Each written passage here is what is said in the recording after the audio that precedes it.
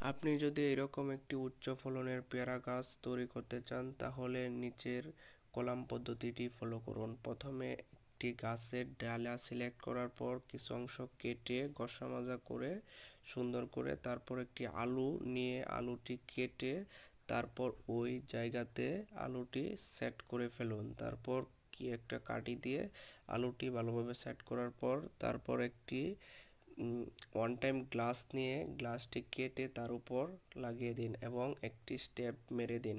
তারপর কিছু মাটি এর উপর দিয়ে দিন। তারপর আপনি এর উপর একটি কাগজ দিয়ে ৪৫ দিন পর আবার এই কাগজটি খুলে ফেলুন এবং গাছটি কেটে তারপর আপনি টবে নিয়ে রোপণ করুন এবং আপনার চারাটি দীর্ঘস্থায়ী হয়ে যাবে।